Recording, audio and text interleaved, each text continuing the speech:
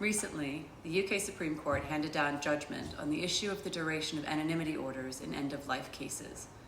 The original order, granted by the High Court, gave anonymity for the patients, who were children, their families, carers, and the relevant clinicians. These cases are always difficult to hear and more difficult to live through, and it is well established that the preservation of anonymity for the related parties lasts indefinitely as needed to reasonably protect the interests of the patient. In this case, the Supreme Court considered that such reasonable time was the duration of the proceedings. Starting at the beginning, 2 NHS trusts applied to withdraw life-sustaining treatment from 2 children in their care, which was opposed by their families. In one case, the trust's application was granted, and in the other, the child sadly died before it could be determined. As has become regular practice in the family division, the judge issued an injunction of indefinite duration at the outset of proceedings, preventing anyone from revealing the identity of the patients, their families, or the relevant clinicians. Upon the children's death, their families applied to have the injunction discharged so that they could speak publicly about their experience, including criticizing members of the clinical teams who cared for their children.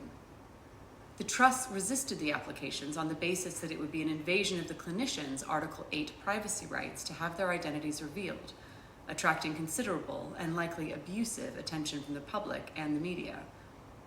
The family division agreed and continued the order. The families appealed to the Court of Appeal, which sided with them that injunctions should now be discharged on the basis that the family's Article 10 free expression rights outweighed the clinicians' Article 8 privacy rights. The order to discharge the injunction was stayed, pending the outcome of the trust's further appeal to the UK Supreme Court.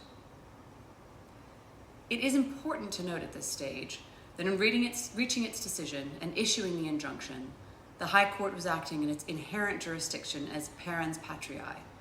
In other words, protecting those who need protection, here the children, rather than considering the competing interests of 2 parties. The court also has jurisdiction under the case Broadmoor and Robinson, and is discussed in the Supreme Court's judgment, to issue such injunctions to protect the identity of the clinicians, where doing so would be the interests of the child.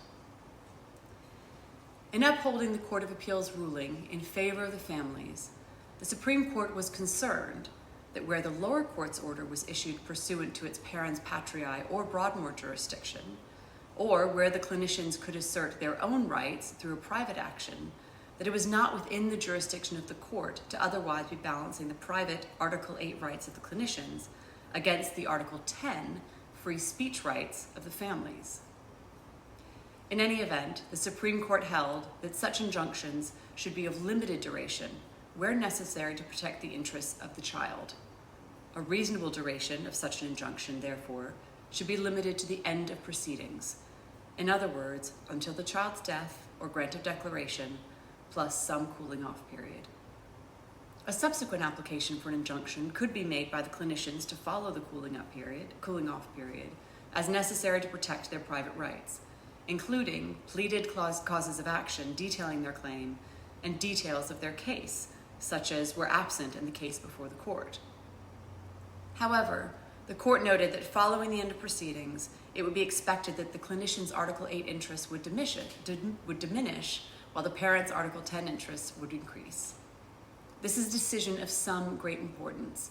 First, for its analysis of the High Court's jurisdiction to issue injunctions in cases of this sensitive nature, and 2, for its determination that such orders should be limited to the duration of proceedings, which might have been the spirit of such orders in the past, but never expressed, and in most cases never practiced. This is a victory, therefore, for those families who seek to vet the circumstances of the loss of their children in the cold light of day, and a victory for free speech.